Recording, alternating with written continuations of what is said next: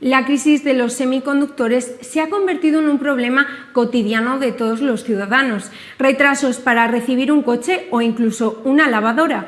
Hoy en el plató de OK Diario nos visita Dani Moreno, CEO de Guayo y presidente de la Asociación de Industria de los Semiconductores de España. Dani, ¿cómo nace Guayo? Guayo nace de la necesidad del mercado de producir tecnología disruptiva, económica, fácil, accesible a todas las empresas. Esa invención y lo que hemos fabricado, que es un chip de semiconductores, es un chip que se comunica con los Wi-Fi, recibe su energía y su contenido de información, su identificación y sensorización del ambiente y de otros sensores se transmite a través de las mismas ondas Wi-Fi a cualquier Wi-Fi para procesarlo y dar información. Bueno, una de las palabras más sonadas en 2021 ha sido semiconductor. ¿Nos puedes explicar qué es y qué papel juegan en la actualidad? Sí. Para explicar qué es semiconductores voy a ir a una simulación más bien con agua. Todos tenemos llaves de agua en la casa, sabemos que lo abrimos y lo cerramos y pasa el agua o no pasa. Es lo mismo con los semiconductores. El semiconductor deja pasar la corriente eléctrica o no deja pasar la corriente eléctrica, de acuerdo a la señal que le metemos en la base. Esa similitud de pasa, no pasa, son los 1 y 0 digital que todos conocemos con los ordenadores. Bueno, pero es que lo que está ocurriendo ahora, Dani, es una escasez mundial de semiconductores que está afectando a industrias como el automóvil, la electrónica, incluso hablamos de móviles y PlayStations. ¿Qué está pasando y cuánto ha aumentado la demanda? Lo que está pasando es que con la pandemia del coronavirus, la demanda ha aumentado muchísimo porque nos hemos confinado a la casa. Hemos tenido que comprar más ordenadores, tener más entretenimiento, comprar más televisores. Los niños no iban al colegio, lo hacían de remoto, tenían más ordenadores, por lo que aumentó la demanda muchísimo. Al aumentar la demanda, los fabricantes actuales de semiconductores no pueden satisfacer esa demanda. Al no satisfacer la demanda, crea una escasez que nos afecta a todos. La escasez, calculan pues todas las estadísticas que he leído, alrededor de un 17%, yo creo que es mucho más, y sobre todo en los coches, porque no importa cuántos faltan de uno o otro semiconductor, lo importante es que impacta sobre toda la producción. Han habido casos que los fabricantes de automóviles han tenido que parar en completo porque con un solo semiconductor que falte, pues el coche no funciona. Ahora que nos hemos centrado en el sector de la automoción, más o menos, ¿hasta cuándo calculáis que van a estar sufriendo estas fábricas la escasez? ¿Hasta cuándo van a registrar paradas en las factorías? Esas paradas paulatinamente van a ir recuperándose. No hay una fecha específica. Los medios hablan del 2023, pero yo creo que algunos se van a ir recuperando el 2023, otros 2024, porque se está trabajando mucho en ese problema, porque es complejo. O sea, el fabricar más requiere, ya las las fábricas actuales están hasta el tope porque no logran, están fabricando lo máximo que pueden en las mismas factorías, pero crear una fábrica nueva tarda más 3-4 años. Por la construcción, por el equipamiento que tarda mucho en instalarse, en pedirse. O sea, todo ese ecosistema es bien complejo, lento y costoso. Hemos hablado antes de demanda. Me gustaría saber cuánto ha incrementado esta demanda y, como empresa, cómo han ido las ventas en este 2021. Sí. ¿Han aumentado? Es curioso. Por un lado, la demanda de los semiconductores ha aumentado, pero no lo hemos podido satisfacer porque no fabrican el semiconductor. Entonces es un poco más bien frustrante el no poderlo fabricar porque no hay capacidad. Y en 2022, ¿cómo tenéis previsto crecer? ¿Cómo creéis que veis la demanda? ¿Va a mejorar en este primer semestre del año o cómo se va a comportar? estamos impulsando el diseñado en España. Como presidente de la asociación, estamos haciendo todas las estrategias haciendo alianzas con otras empresas para crear todo el ecosistema para poder decir ese producto innovador es diseñado en España y así podemos impulsar toda la cadena logística, toda la cadena de suministros. ¿Qué supone para España ser tan dependiente en este caso de China? Bueno, y ya no España, porque este problema está afectando a todas las factorías de coches, de electrodomésticos y demás, sí, como hablábamos, europeas.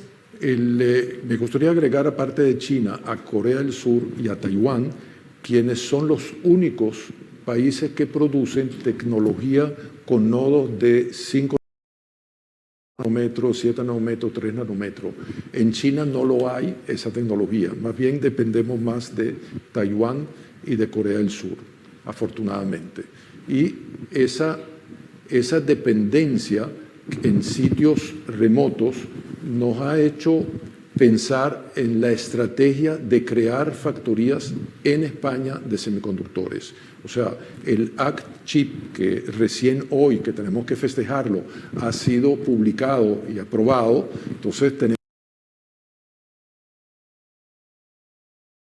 que apoyar ese Act Chip para toda Europa, incluyendo España, para que eso se haga realidad y aumentar todo el ecosistema de producción de semiconductores, diseño, fabricación, inclusión de esa fábrica en productos completos de electrónicos que puedan satisfacer industrias como lo de los coches, electrodomésticos, electricidad, gas, y todos los sistemas y todos los servicios tienen semiconductores.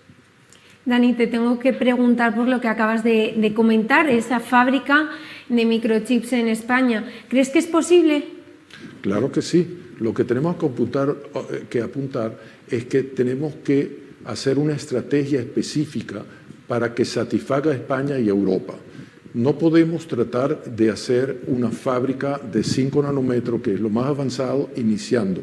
Yo creo que hay que fundar una fábrica no tan sofisticada, no tan compleja, como de 65 nanómetros, 180 nanómetros, que es la mayoría de los componentes que usan los coches. Entonces, los procesadores y las memorias usan tecnologías muy pequeñas, de 5 o 7 nanómetros, de 3, pero yo me enfocaría más hacia satisfacer la demanda en España. Has hablado de España y Europa. ¿Por qué España es uno de los países más afectados, en este caso de toda la Unión Europea?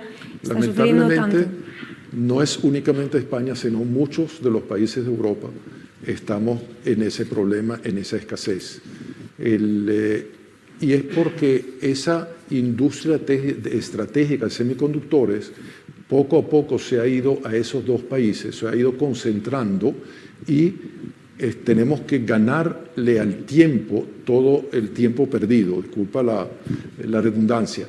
Es que todo ese tiempo que pasó han ido acumulando experiencia, han ido acumulando tecnologías y tenemos que recuperarlo. O sea, tenemos que conseguir, lograr que haya una fábrica de semiconductores en España, desarrollar todo el ecosistema logístico de semiconductores hasta la fabricación diseñado en España para el mundo.